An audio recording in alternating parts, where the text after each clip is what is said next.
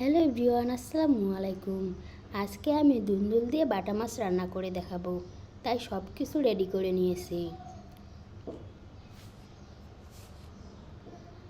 বাটা মাছগুলো আমি আগেই ভেজে রেখেছিলাম। এখন আমি একই তেলে পেঁয়াজগুলো দিয়ে হালকা করে ভেজে নেব। পেঁয়াজগুলো হালকা ভাজা হয়ে গেছে। এরপর আমি হলুদের গুঁড়ো, মরিচের গুঁড়ো, লবণ, জিরা বাটা দিয়ে ভালো করে কষিয়ে নেব। কষানোর জন্য একটু সামান্য পরিমাণ পানিও দিয়ে দিলাম। মশলাগুলো ভালো করে কষানো হয়ে গেছে। এরপর আমি বাটা মাছগুলো দিয়ে ভালো করে নেড়ে চেড়ে নিচ্ছি। মাছগুলো কষানোর জন্য একটু পানি দিয়ে দিলাম।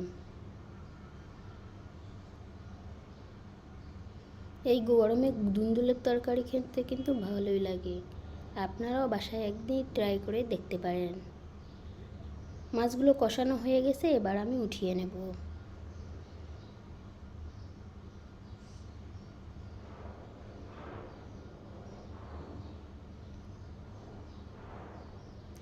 এবার আমি দুন্দুলগুলো ঢেলে দিব।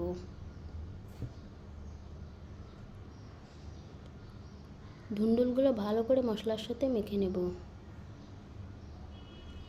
দেখতেই পাচ্ছেন দুন্দুল থেকে কতগুলো পানি বের হয়েছে। আমি এক্সট্রা কোনো পানি দেব না, এই পানিতেই আমি রান্নাটা করে নেব।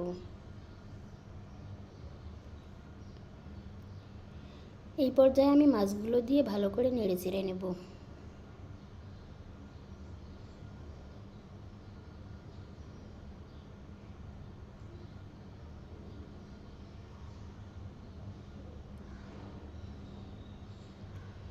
এই পর্যায়ে খুব সাবধানে তরকারিগুলো নাড়তে হবে, যাতে মাছগুলো ভেঙে না যায়।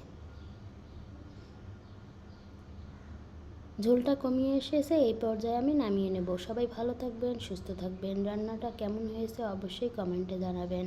আল্লাহ হাফেজ।